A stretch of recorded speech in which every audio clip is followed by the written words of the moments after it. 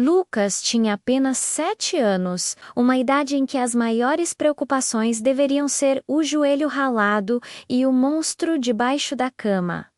Mas para ele, o monstro não se escondia no escuro. Ele estava na porta da frente, colocando 2 malas no porta-malas de um carro.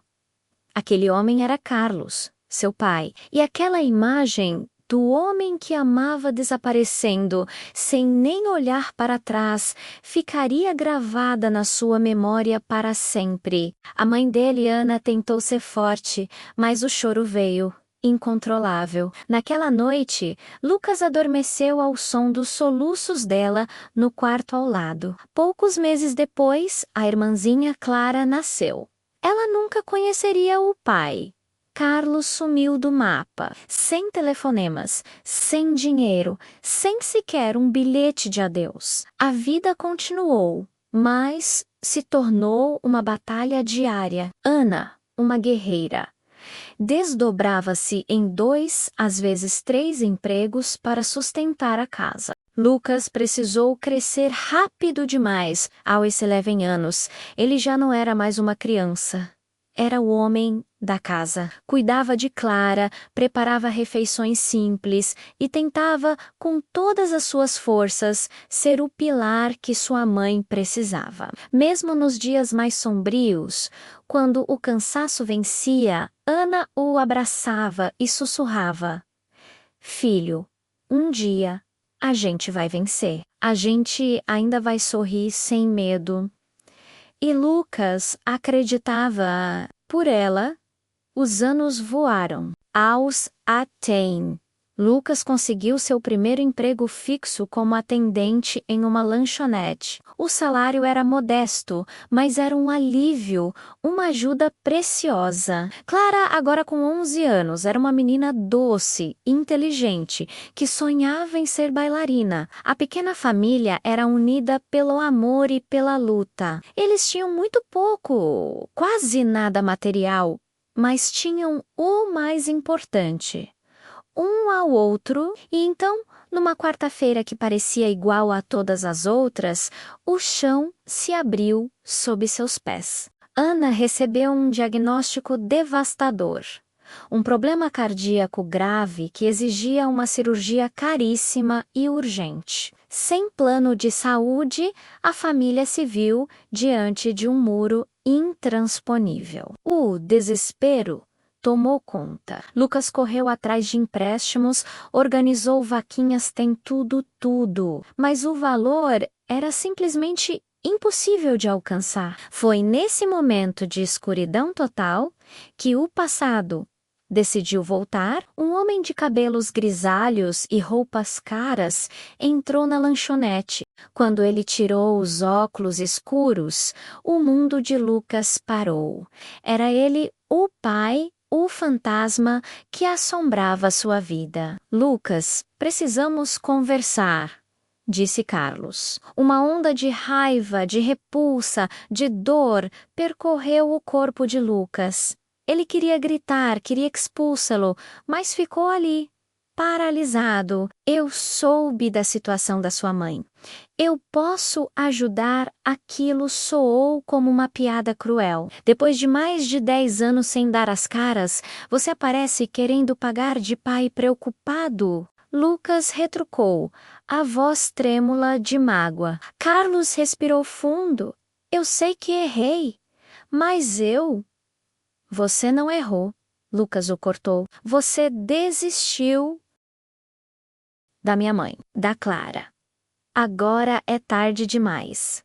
Ele estava prestes a virar as costas quando Carlos colocou um envelope sobre o balcão. Dentro havia um cheque, um valor alto, o suficiente para cobrir a cirurgia, a recuperação e meses de tratamento. "Pegue", disse o homem com a voz baixa. "Não quero nada em troca. Considere uma tentativa de remediar o imperdoável."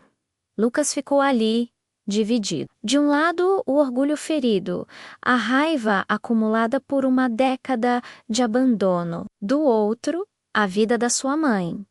Ele engoliu o orgulho, a dor e pegou o envelope. Não pense que isso te torna pai de novo.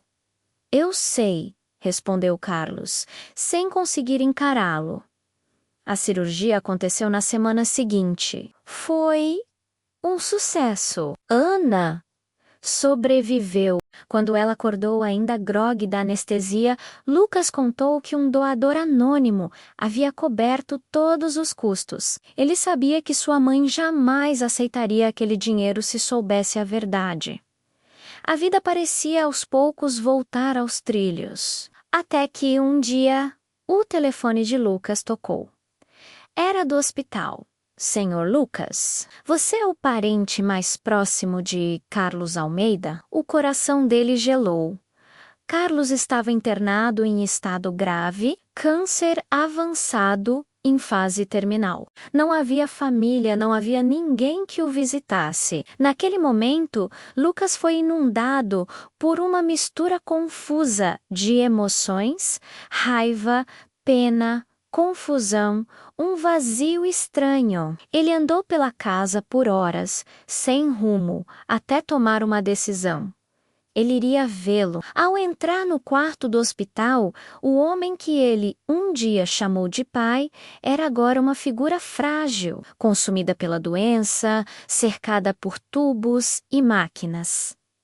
Carlos abriu os olhos lentamente. Você veio. Lucas não sabia o que dizer. O silêncio era a única resposta possível. Eu sei que não mereço sua presença, murmurou Carlos, com dificuldade. Mas eu precisava te pedir algo antes do PET. Ele fez uma pausa, buscando fôlego. Eu fui embora porque fiz uma escolha covarde.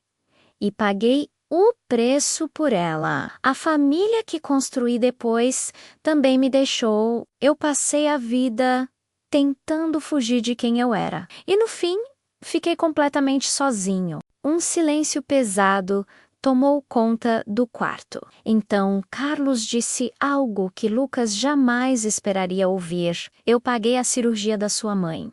Não para ser perdoado, mas porque ela sempre foi o amor da minha vida.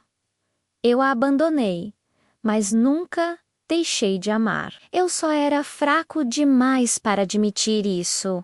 Um nó se formou na garganta de Lucas. Eu não quero que vocês me perdoem, completou Carlos.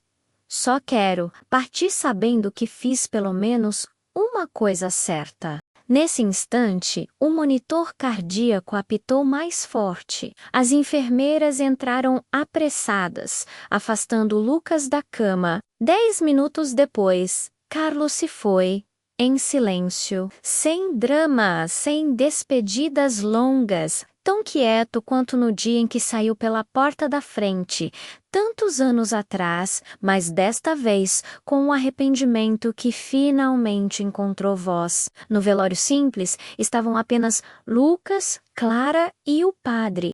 Nenhum outro familiar, nenhum amigo. Clara, que nunca conheceu o pai, segurou a mão do irmão e perguntou: ele foi tão ruim quanto dizem? Lucas pensou por um momento e respondeu: ele foi um homem que fez escolhas erradas e pagou por todas elas. Então, a gente fez o certo em vir. Ela insistiu, ele deu um sorriso triste. A gente fez diferente e isso já é suficiente.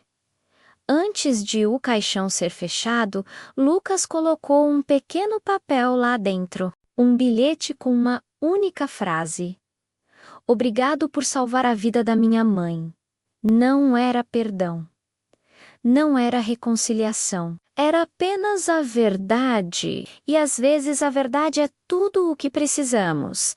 Semanas depois, uma carta de um advogado chegou. Carlos havia deixado uma herança, nada gigantesco, mas o suficiente para garantir os estudos de Lucas, ajudar a mãe e, finalmente, matricular Clara nas aulas de balé com que ela sempre sonhou. No fim das contas, o pai que o deixou sem nada acabou lhe dando a chance de construir tudo. Lucas nunca passou a ver o pai como um herói. Nunca transformou em santo o homem que tanto o machucou, mas ele aprendeu uma lição valiosa. Alguns finais não são felizes, mas podem ser honestos. E às vezes são esses finais honestos que realmente nos libertam. Obrigado por assistir a essa história. Se ela tocou você de alguma forma, deixe seu like e se inscreva no canal